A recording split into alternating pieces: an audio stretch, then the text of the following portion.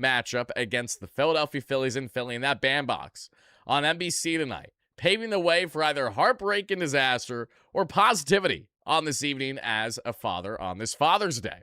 I had family and friends. Fathers are, believe it or not, are Phillies fans that attended this ball game this evening. And while they were happy and got this gift bestowed upon them, which was a Phillies victory, for a Mets fan like myself, I get to witness the seeming pile of dog shit for a second straight day.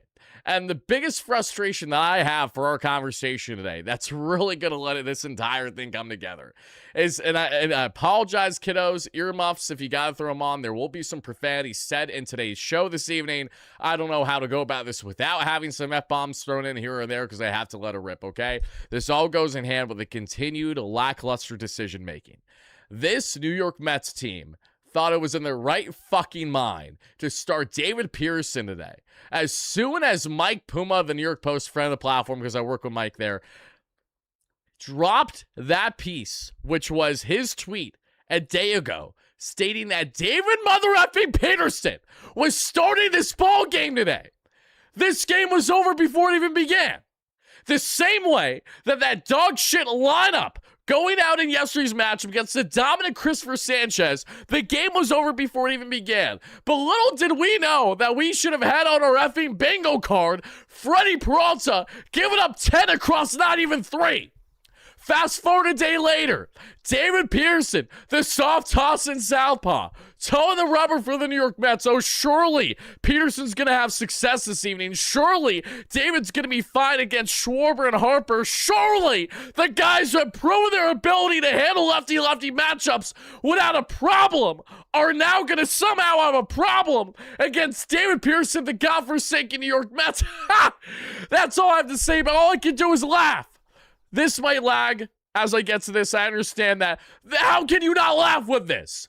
David Peterson, 5 runs, 4 earned across 4, gave up an absolute bomb that made it a 5-0 lead for the Philadelphia Phillies in this ball game. 5 Ks, 2 walks, take out the 0 and you have a nice number. Otherwise, who gives a shit? 6.09 for David Pearson on his freaking ERA on the season. The fact that this man even starred this game for the New York Mets today is so... I don't even know. I shouldn't even be disappointed. I should have expected this. I should have been fully anticipating that the Mets were going to be going down this route. I should have been fully anticipating that the New York Mets were going to be going in a direction, which was, oh yeah, you know everything that you want as a fan. You know everything that makes justified sense for you to freak out as a fan. We're going to go ahead and continue to do exactly what you don't want us to do. We're going to go ahead and we see depleted rotation with 2 of our starters currently out, including Christian Scott, and really feels like 3 because Freddie Peralta has been non-existent when it comes to at all being reliable for this New York Mets team. I mean, even you could say the same thing about literally everyone, with the exception of Nolan McLean, and Nolan wasn't even really great the past month until really his past start or so.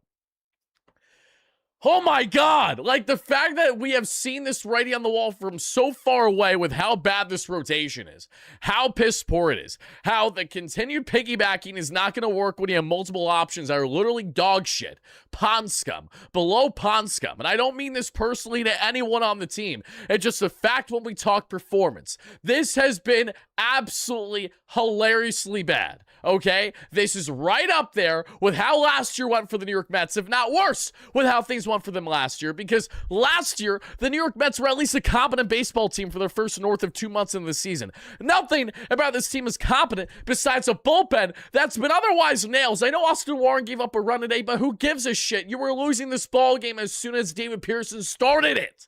That's the reality. That's the fact of the matter here. Then you get Aurelian and Mentor doing their job as the dominant lefties, but you have an offense facing the stud in Zach Wheeler. Wheels, who as we know had the thoracic outlet syndrome surgery, but different from what Matt Harvey had. The one that Harvey had completely ruined his career and others. For Zach Wheeler, he's back. He's looking great. I love Wheels. It always pisses me off facing Wheeler. I will always have a soft spot for him. I never want him gone when Brody Van Wagenen, those schmuck absolute disaster class of owners in the Wilpon said, you know what, let's go ahead and not invest in Zach, because we can invest in Rick effing Porcello, because, oh, he won a Cy Young, even though it's the most joke Cy Young imaginable based off wins and nothing more. And, oh, yeah, we're going to go ahead and build a rotation with a Michael Wacha that didn't even have his frickin' Arsenal figured out yet until after he left the Mets and then went to San Diego and then went to the Kansas City Royals. I digress. The point that I'm trying to make here, everybody, is that this New York Mets team, they just continue to find ways to make even myself laugh, where all you can do is sit back and cackle, because every single time it's like, oh, surely you can't get more frustrating as a fan.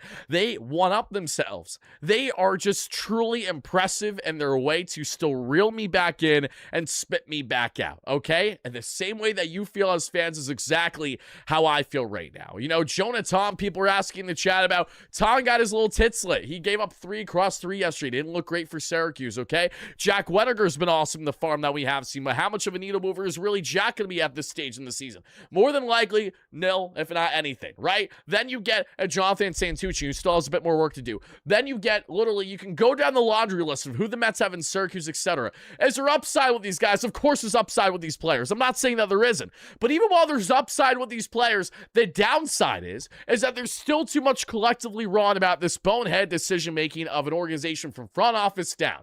Which leads us to our main point here. Shout out Carson Bench, by the way. This series was horrendous. Carson, though, amazing. Carson, what does he do?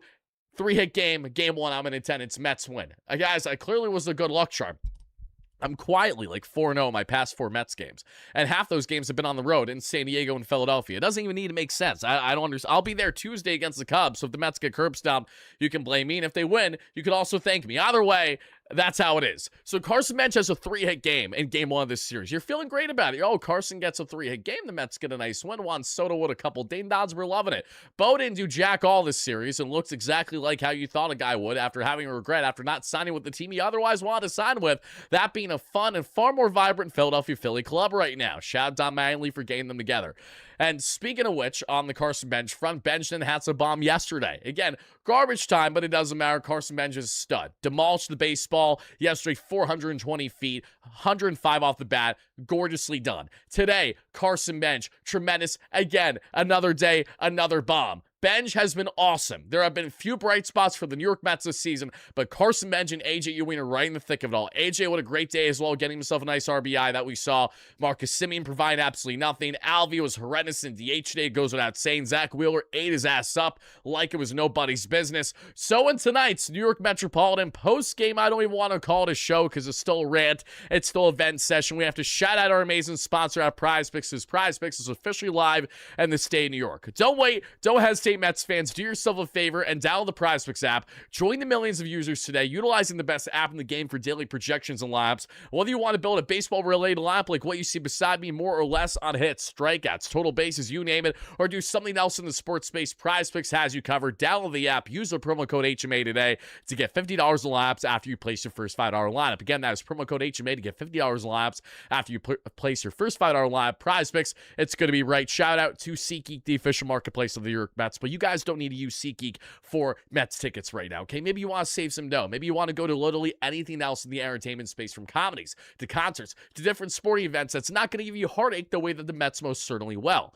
Whatever the case is, well, all we know is that SeatGeek has you covered by downloading the SeatGeek app, link down below as well, just like Prize Picks, and using our promo code WARDY10. That's WARDY10 to get 10% off your next ticket purchase. Thank you so much for checking them out. Thank you so much for hearing from our sponsors. Now, let's go right back in and talking about the mother effing New York Mets here, okay? Because every Mets fan and their mother understands at this juncture in the season that we should not be surprised by losing. Okay, there's a reason why my post-game shows for the past month have been the worst that they have been, quite literally, and I would say about a calendar year or so, right? And even with the Mets having the downward spiral that they had last year, there were still slivers of hope for a long period of time because they had their playoff chances. There are still slivers of hope with some of you Mets fans watching this live at a replay right now. I understand that, and I commend you. At the end of the day, the Mets are still not completely out of the woods of making playoffs, but they're 34-43. They're almost right back to 10 games below 500. Francisco Lindor is going to return as early as this Wednesday, but it cannot come soon enough for this Mets team. Tyrone Taylor's working his way back. Not that that's as nearly as much of a needle mover, but while the Mets are getting reinforcements, as has been the case with David Stearns sitting on his hands, having no clue what he's doing, is at least that's what it feels like from a fan and talking head point of view, because there's been nothing to suggest otherwise. The fact of the matter and the reality is that the New York Mets have been so behind the 8 ball. They're so malpracticed with how they operate. I genuinely am I'm taken away by how much year in and year out, no matter who's at the helm, no matter who's owner, no matter what, it is the same stench of reality that is that this team has no effing clue what they're doing every single season for large periods of time. We're not just talking, oh, a sliver of a lack of success. We're not just talking, oh, the Mets had a bad week, or oh, that they had a really bad, couple weeks. No, we're talking about the Mets being a bad baseball team through and through more often than not, and finding the most ridiculous ways to lose. Because tonight, give me 1 second. Let's fix this camera. Tonight is not about discrediting what the Philadelphia Phillies did. The Phillies were the better team. We know the Phillies are the better team. No one should be fucking surprised that the Phillies are the better team right now, okay? I'm not, nor should you be. But where we find ourselves at a loss is that even with the Phillies expect to be the better team, we're at a loss because the Mets lost this game in a way that we fully expected it to happen. Fully expected it. David Pearson towing the rubber was a death sentence to this New York Mets team today. Okay? It felt like a death sentence facing Christopher Sanchez and Zach Wheeler enough in this series. That alone threw such a wrench and asterisk into this thing that the idea that the Mets would come and actually win this series would be some Mets magic that doesn't really make any logical sense. And baseball doesn't make sense half the time. When the Mets beat up on the Atlanta Braves 2 games out of 3, it doesn't make sense. When the Mets take a series in San Diego, it doesn't make sense. A lot of things about the New York Mets and the baseball season itself does not make sense. But regardless of all that, and regardless of all the nonsense I'm currently spewing, here's what we know as Mets fans. You have an expectation, and you don't have the same reality. Nothing has lined up for this team this season. Every single time that they try to move forward at all somewhere, they take 10 steps back. Every single time you're saying to yourself, oh, maybe I can be optimistic about the Mets on a road trip right now, and they still go below 500, or at best 500. The Mets have not been more than a 500 ball club for what feels like the entire season for the most part. Literally since the first week and a half of the year, the Mets have been either a 500 or below 500 team. Do you realize? I know you do, because you're watching this, and there's a reason why you're so deflated as a fan right now. You understand that this is the same shit, different day, okay? So a lot of this I'm about to break down and recapping this ballgame in a second is not a surprise for you guys to hear. It may hit deaf ears for many of you because you're so fed up with it. But I'm trying to relay to each and every one of you that someone who gets so damn emotional still about this team in ways I know I absolutely shouldn't. I remember when the Mets were up 7-4 on this season as well on the record. It feels like a distant memory, because in hindsight it is. It really is. A couple months for this New York Mets team is the most distant memory effing imaginable. But what is true, and what will stay true, is that while David Stearns will say, oh, we have about 100 or so games left this season, oh, we still have an opportunity to get something happening here. What will stay true is that the New York Mets will operate in such a stupid fashion that they are going to try to sell to us fans, to us talking heads, to us reporters, everyone in this space, that they have what's in the best interest of the organization. And I'm sorry, I get it, you're paid millions upon millions of dollars to be in the positions that you're in. But talk about a lack of proper foresight when it comes to return on investment. Holy fucking shit. Actually, holy shit. The amount of misses this organization has continued to have from front office down and how they need to be properly operating is beyond comprehension. And that is where, as much as I love Steve Cohen and will continue to go to bat for him, that is where, as this year continues to play out, I really hope he's doing a lot of reflection and understanding as to, even though you like people, even though that you wanted and preferred people for certain positions, it does not mean that they are best suited for this organization. It is a different animal, it's a different climate, it's a different beast when you are here in Flushing, Queens. Not as much of an animal as, say, in the Bronx, being covering the Yankees and being in their coaching staff or their front office. I understand that's a different animal in its own right, but the New York market is a beast, and a lot of people do not know how to handle it. And if you do not know how to handle it, you're going to get eaten up and spit out, okay? And what do I see? I see a David Stearns that does not know what he's doing. And what he thinks he knows what he's doing is not in the best interest of this organization. I see a Carlos Mendoza that is desperately trying to make it work. You know he's trying to make it work. I know it's not for lack of effort with Mendy, but it's not working. And we know that. And Mendy having to deal with a shit show of a roster, with David Peterson having to start in this bandbox in Philly, it's not doing himself any favors as manager, nor is it doing David Stearns any favors either.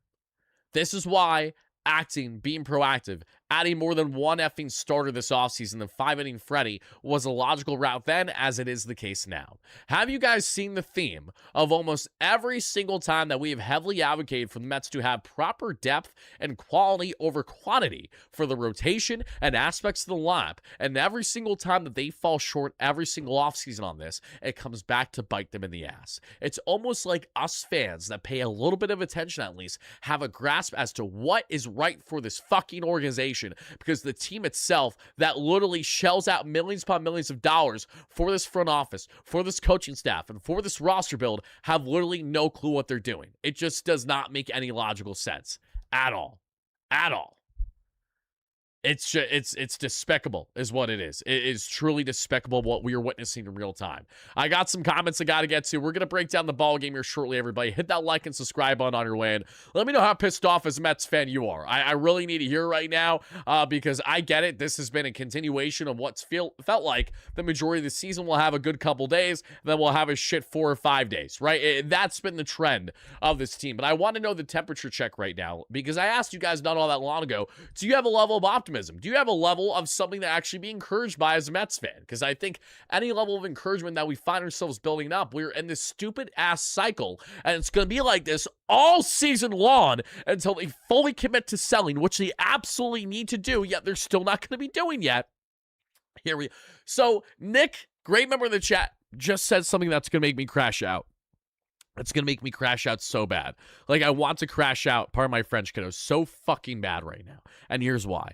I have been saying, if you guys have been following the platform, I have been saying verbatim, since the day Rob Thompson was fired. Since the day Rob Thompson was fired, how brilliant and how smart and how savvy of a move it was by the Philadelphia Phillies. Was Rob Thompson at fault for everything as Phillies manager to their slow start this year? Not at all. Not at all. Far from the problem for everything.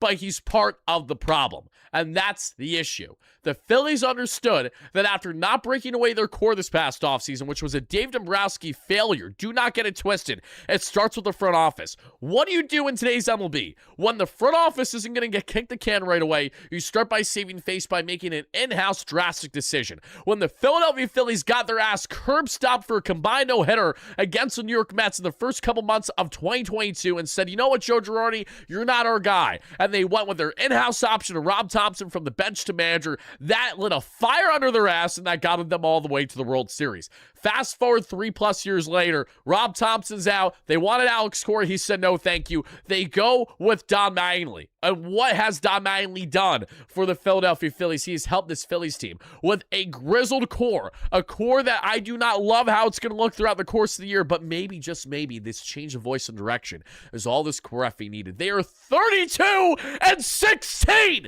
since firing Rob Thompson. And the reason why I'm yelling about this shit is because we have a front office that genuinely believes that keeping Carlos Mendoza, the worst manager in baseball, one of them for the past calendar year, is the logical route to continue with. Make it make sense, because it makes no fucking sense. How many times do I need to say this shit? Like, actually, how many? I have to say it all season, apparently. All season, until they don't renew his contract, and then we all like, oh my God, why is Mendy leaving? We know why he's leaving. The Mets literally have one of not the worst record in baseball, going back to June 12th of last year when Senga went down with injury. Why is this even a conversation right now? For anyone that's trying to rationalize and formulate the thought process as to why firing a manager makes sense, let me enlighten you, because I've had to say it every effing night, and I will continue to. We have seen countless examples, not just the Philadelphia Phillies. We've seen many other teams too. Changing your manager in season in the first half guarantees you nothing. But what it does do is it expands the floor versus the ceiling. We know the floor with Mendy. It's not good. It's pond scum. And we know the ceiling with Mendy going back to 2024. But is that going to happen this year? If it happens, it's not because of Mendy. It's because of Lindor coming back. It's because of the team building a vibe that's far beyond the manager. That is the only logical route in which that happens. The ceiling with Carlos Mendoza is more than likely not going to be much than what we're getting. So the thought of either having Kai Correa step in as your bench coach to manager, Carlos Beltran coming in from your front office down, Andy Green coming in from your front office down, throwing stupid money at Alex Cora, even though I don't even think it can work that way because he's waiting for the offseason. Whatever you need to do. The idea that by bringing in a different voice and different direction of a manager could be worse for this team is hilarious. Because you want to know what will happen if things didn't work out with the new manager? It wouldn't be anything different than what we're going through right now. And we've already went through hell and back already this season. We have literally went through the worst feelings imaginable throughout the first month of the season. Many people have written off this team since the first month of the season. Understandably so. That's understandably so. Justifiably so. Doesn't matter that you have 162 games in the season. When the Mets have to do something historically that no team has done from the month of April, having a 12-game consecutive losing streak, that they would have to rewrite history just to make fucking playoffs and do something, it's almost like, yeah, you dug yourself in a hole. That's a really big problem, right? And when the Mets had ample opportunity to change things on the fly, to change their coaching staff while they still had time to do that, logical time to make that adjustment this season, they decide not to do that. They decide to continue their current options, and they continue to do absolutely nothing besides the youngsters. The youngsters being called up has been great. Christian Scott was looking good up until he got injured. Bench has been awesome since the season started after that rough first month. AJ Ewing, I love AJ Ewing. These are not people I'm here to be complaining about. But what I'm trying to get at here is that there can only be more good than bad that comes out of making change in season. And the complacency by David Stearns to suggest that, oh, Mendy's still our guy, that I have confidence in, well, I look forward to seeing him every day at work. I enjoy working every day. With all due respect, David, and I don't mean this personally, there's just me being a hot-headed, a ranty fan right now. No one gives a shit that you enjoy going to work with Carlos Mendoza every day. The reason why you're asked these questions at every presser you have at Citi Field is because you look more and more like a clown of a president given this current circumstance. And the most painful thing about this conversation is that I like David Stearns. I think that there are aspects in that are very smart and savvy as a GM/president. I think he's very, very, very sophisticated when it comes to drafting. I think he's actually very smart when it comes to early player development. But the continued miss on the mark with the return on investment with Steve Cohen's dollars are now mounting so significantly now that the idea of him not being this team's president a year from now is not a terrible thought for me. It's not a terrible thought for you guys right now as we're talking right now, I'm sure. Many of you guys will probably love the idea of everyone cleaning house from front office down. And I don't fault you completely. But there's a part of me that's praying that we don't get there besides changing the manager, because when you have so much continued turmoil as an organization, it gets you nowhere. It gets you nowhere. When you have no sustained success, when you have no stability as an organization, it gets you nowhere. Think about it. Think about it logically. With the exception of the Texas Rangers in 2023, because that was a really, really good run for them, and what was a balance of a core group and buying big in the free agent market with like guys like Marcus Semien and Corey Seager most famously, and obviously DeGrom was hurt that year, but having Scherzer for a little bit, you know, whenever Nathan Eovaldi, when they initially brought him in, great pickups for them, a good balance of youth movement, veterans, and guys who they brought in over the past couple of years. For the New York Mets, they haven't had stability. So when you see a team like the Dodgers, who have spent a shit ton of money, yes, but it's not just spending a shit ton of money, it's building sustained success for years on end. It's the Atlanta Braves, with the exception of a terrible last year because of injuries, that they are expected. They are the standard to be a very good team every year. The Milwaukee Brewers are doing better without David Stearns, right? Because they know how to have sustained success, from in-house player development to making smart, savvy moves that might not be needle movers down the stretch once you get to playoff time, but will keep them afloat as a very good regular season team every single year. The Mets don't even have the stability enough to be a good, consistent regular season team. Have you guys not understood that? Have you not paid attention to that? Let's break down the timeline briefly. Then after we do that, we'll summarize a shit show you call a ball game. I'll answer more comments because there's a bunch of donations I need to get into, and then we'll call it wraps on the evening. True, appreciate you chiming in. 2021 New York Mets. No stability in the regular season. Michael Conforto and Jeff McNeil go down with injuries in the first half. I believe both in the games in Tampa. They're like slipping off the first base bag, or Conforto's tweaking himself in the outfield, booting a baseball, you name it. And the Mets are buyers at the deadline and gets them nowhere with Javi buys his thumbs down and Trevor Williams on the team. Okay? not a good year. 2022, electric first half. One of, if not the best team in all Major League Baseball in the first half. An awesome run with small ball Buck Showalter bringing a small ball mentality to this team, a more hard-nosed, older school mentality of a club, and it was working, and it was benefiting the club. As soon as that club faced adversity in the second half of that season, they had no clue how to handle it, and that was their demise onward. 2023, the New York Mets never had stability. A lot of money, a lot of dollars spent. JV in, Max in, DeGrom out. What does that get them? Sellers at the deadline. I digress. 2024, everything's going awry. 10 games below 500. You drop your first 5 games of the season. It's starting to Milwaukee. It's starting against the Brewers at home, etc. You go on, and you have to defy the odds and have a magical run that no one was expecting. Think about it, guys. With the exception of one magical run, there has been nothing but chaoticness with watching the Mets in the regular season since Steve Cohen became owner. I'm not putting this on Steve. I'm just talking about since I've been covering the team, which has been when Steve Cohen first bought the team in October of 2021 rather. So, or was it 2020? Since that point, there has not been a flow of consistency. And you can't expect the New York Mets, even if they went and shelled out their entire front office this offseason, to now miraculously find this consistency. There are greater problems at hand with David Stearns missing the mark as president because it's fucking up the entire timeline of everything now, okay? It's messing up the timeline of Juan Soto's prime right now, Francisco Lindor, who knows how many years we're going to get him at his best still. We don't even know how he's going to look back from injury. So much is getting thrown a wrench because of David Stearns' incompetence and his misses as president now entering year 3. That's why this is such a difficult thing to balance, because on one hand you say, okay, we should part ways with him at the season's end. Should we not make playoffs and we should go in a different direction? But on the other hand, you say, okay, finding sustained success means you need to have some form of sustainability in your organization. And if you go away with your entire front office and your entire coaching staff year in and year out, you will never find that sustainability. You will not find that consistency, that comfortability that teams desperately need to have sustained success. So it's a terrible situation to be in if you're Steve Cohen and the New York Mets. And that's where we find ourselves in right now. It's very frustrating, to say the least. And that's why I get as hot-headed as I do. That's why I get as pissed off as I do, because I think both short and long term about this team. I think about how this is going to impact them months and months on end, not just now. Right now sucks terribly, but I've already accepted the fate that the Mets are not going anywhere this year until we actually see and believe and have a great reason to believe that they can go somewhere this year.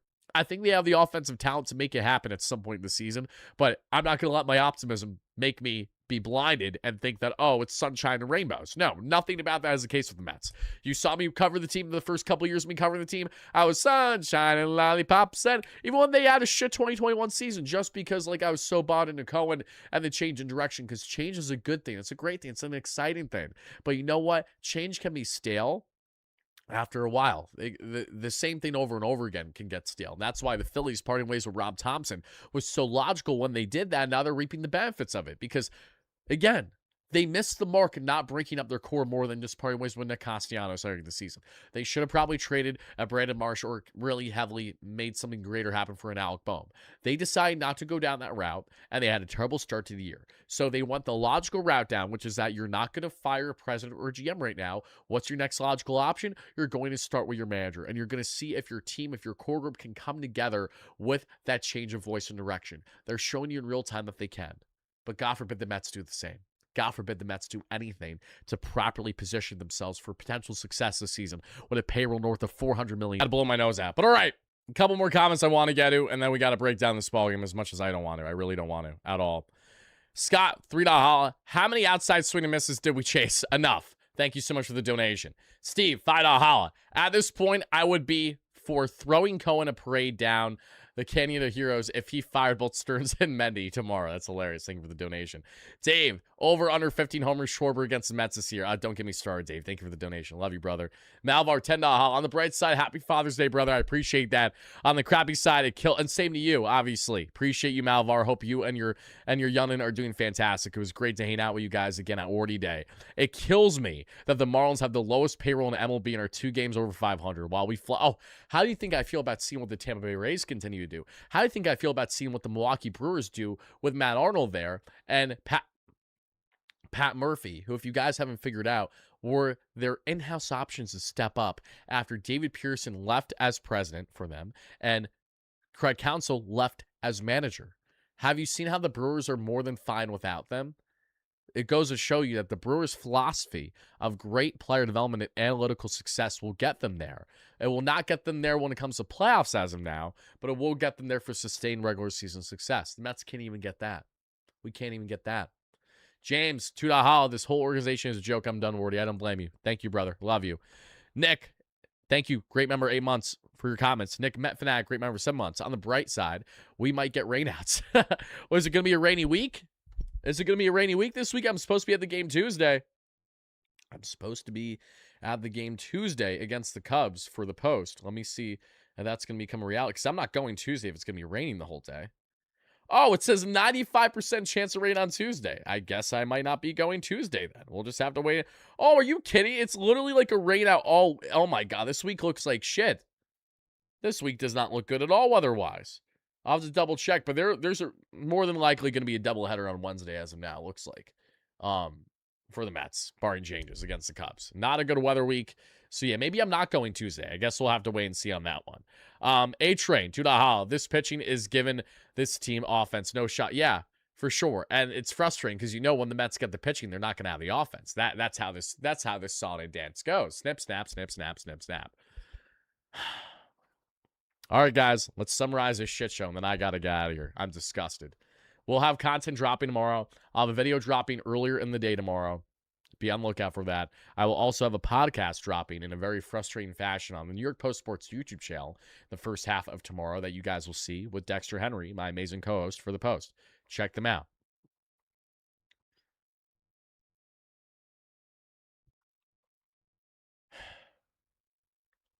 Mets go down 1-2-3 in the first. Sadly, the Phillies don't. And why don't they? Because after back-to-back walks for David Pearson, the most David Pearson outing imaginable, he begins the day by literally walking Trey Turner and Kyle Schwarber back-to-back. He strikes out Bryce Harper, but who gives a shit? Because then he gives up a knock to Alec Boehm. It's 1-0. Then Amundo Sosa, who's also been very good for the Phillies since coming over from the Cardinals a couple years ago. He gets on with a knock. 2-0, just like that. The ball game's already over. The ball game is literally already over. Top of the second, Jared Young, leadoff single. A.J. Ewing, single. Back-to-back knocks for the Mets. Okay, Mets are down too early, but they're having something cooking. And at that moment, when I had Semien, Beatty, and Alvarez, I'm saying to myself, let's just get one in. Let's just cut the deficit of one, chip away, chip away, chip away. The Mets do nothing, of course. Zach Wheeler is the man, and he does exactly what we expect him to do. I miss Zach Wheeler so much, it's not even funny. I will always rave about that man. He deserves nothing but success and gratitude. I miss him dearly. There are very few players that go to rival teams that I can't hate. He's one of them because I know he would be a Met right now if the Mets just didn't have their head so far up their fucking ass from Brody Van Wagenen and the Wilpons. Sorry, kiddos. Apologies. Bryson Stott, 1-out single. Trey Turner with a knock. And then, Kyle Schwarber. What, you think he's not going to rip a meatball off of David Pearson for his 10th home run of the series over the past 24 hours? Of course he did. Kyle Schwarber already has 29 home runs this season. 29. The Mets offered him a big contract this offseason. I wish they gave him a dumb truck of money. That bat in this lineup with Soto would be insane. We couldn't even settle with Munetaka Murakami. We had to settle with Jorge Broken Polanco and Mr. Luis Broken Robert. That's what we've had to settle with. And I like those players, but I don't like their inability to be on the field. That pisses me off, understandably so. Bryce Harper then, right after that home run, rips himself a double. Then after the double, nothing else happens, but the Mets are already cooked. They're down by 5. Carson Bench hits his 9th home run of the year. I love you so much, Carson Bench. I love you, kid. You're doing everything that we could be asking you to do right now. You were far from the problem. So far from the problem. He hits a bomb, second as many days. Great series for Carson Bench. Best player of the series, in my opinion. Better than Juan Soto as well. Soto had the 2 home run game, but he didn't really do anything since, okay? Bench was consistent throughout this series. In the 4th, we see a whole lot of nothing from both sides. In the 5th, we see a Bryce Harper home run. Because you know how Bryce hit the cycle yesterday? Let's continue to rake today. Of course he does, against Austin Warren right away in this matchup after David Pearson exits. That's all she wrote. Back-to-back Ks on Edmundo Sosa and Brandon Marsh was nice there that we saw for Austin Warren. But nonetheless, in the 6th inning, we see the Mets 2 walks, 3 walks. Bases loaded with the walks for the New York Mets with less than 2 out. A.J. Ewing then makes it a 6-2 ball game with a ground out. Setting the stage for Marcus Semien. He's got bases juiced. He could do something here, and he grounds out because, of course, he does. The Mets had bases loaded, 1 away, and they only managed to have a total of 1 run come out of that inning. Then we see Derek Hill with a knock. And after Derek Hill's knock, nothing else. In the 7th, we see the Mets go down and do jack all other than Luis Torrens 2-out knock. Brooks Raley comes in and he works around a hit and a hit by pitch, not a problem. We head to the 8th. In the 8th inning, the Mets do nothing. And literally, that's all. Literally, that's all she wrote. I don't really know what else to say beyond that. The New York Mets just did not look good today. Yoan Duran comes in the 9th inning, does exactly what he needs to do. And that's ball game, everybody. The Mets go on to again lose this one 6-2 in pathetic fashion. David Pearson reminds every one of us exactly why he cannot be in this damn rotation, yet he's still here. I'm not going to think twice about David Pearson's outing today. I'm going to be very rational and very straightforward as I say this, okay? Usually we break down the pitches and other things. We're not doing that here right now. We're going to be very simplified with our response to this. David Pearson on a final line of 1-10 for his final line today. 4 innings, 6 hit, 5-run, 4-run ball against, again, a very good Phillies lineup. I understand that. David Pearson is getting a 2 out of 10, okay? I do not want to see this man in the rotation again. I understand why we have, but it's not happening. WardyNYM revival for this October, not a chance in hell. I will not be covering the New York Rangers at any capacity at any point in the near future because Brady Tkachuk just got traded to be with his brother Matthew on the Florida Panthers. Why should I be committed to a Rangers team that doesn't know how to properly retool or rebuild, has an incompetent GM and Chris Drury so boneheaded that he makes David Stearns look like Andrew Friedman for the LA Dodgers, and that's not an exaggeration. I love the Rangers, I always will, but I do not miss covering them because they have been in an even worse position the past number of years than the Mets have in certain aspects. Failing to meet expectations with big dollars spent and not even properly developing and wasting your first-round draft picks. I can go all day about the New York Rangers right now, but I'm not going to, okay? If you're an Islanders fan right now, I know you feel pretty good about it, obviously. Mets pitching today, collective grade. They give up 5 earned runs across this out. I'm going to give the Mets collective pitching staff today a 4 out of 10.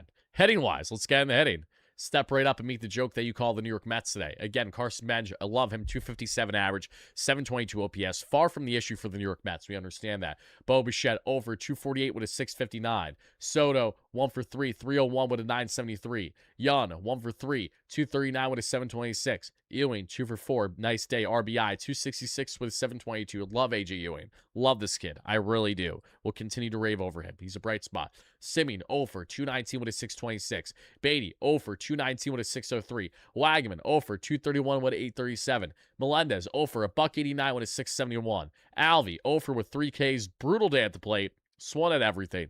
250 with a 702. And Wheeler has absolutely dismantled Alvey in the past, so this is not at all shocking for me to see. Torrens, 1 for 3, 221 average, 584 OPS. That's what you got on the Mets offense. They went 0 for 7 with runners in scoring position. They left 6 on base, had 2 runs. Mets offense today is going to get a 1 out of 10, and the 1 is only to Carson Bench because he's the only man who knew what the hell he was doing today. He and AJ Ewing had something cooking today. Other than that, everything else was just a steaming pile of dog shit, like I've said. No, acting like that I'm overreacting to the Mets losing 2 games shows that you're new here. That's okay. It's not about only losing 2 games. That's not how this works. Trust me, Lieb. This is your first time here, and that's fine. Let me enlighten you. We cover every single game. We have been through hell and back with this team. We know exactly, literally exactly, how piss poor this team has been this year, and yet they still find ways to make us as frustrated as they have. So you feel totally empty is the best way to make those dummies understand, and it won't happen, though. It won't happen until after the trade deadline, after the Mets fully sell, and even then, fans are still going to show up. It's never going to be exactly how people want it to be in that kind of fashion. But Mets fans, this was an absolute shit show, a disaster, and unfortunately more of the same than anything else. I wish that I wasn't on constant repeat in how I react and the things that I say, but there's no other way for me to go about it because this is the reality. The New York Mets are not a good team this year. They have continued to prove that they're not a good team until they change that narrative with their actions, because that'll always speak 10 times louder than words. We're going to continue to react as fans and talking heads the way that we are. Okay, it pisses me off to no end knowing that I had this dark cloud looming over me, which was the game this evening, because I knew the Mets were not going to play well. The pitching matchup just had me so concerned to begin with, and I was completely justified of it. How could I not be? Zach Wheeler does laps around David Pearson every single day of the week, and twice on Sundays. Literally twice on Sundays like today. So, with that being said, everybody, I got to get out of here. You all have a great night. Try to enjoy yourself. I hope you guys and gals all had a really, really nice Father's Day. To all my Mets dads out there, I love and respect the hell out of you. I know you guys are grinding. I know you're doing your best for your little ones. I know that it's conflicting because you know you're not doing your best by making your little one a Mets fan, but you kind of want them to go through the trauma with you, as messed up and as selfish. And that could be borderline child abuse, depending on who you talk to. But enough of me. I'm going to get out of here. Love you guys to death. Love you far more than the New York Mets right now. I'll talk to you soon. No matter what, let's go Mets.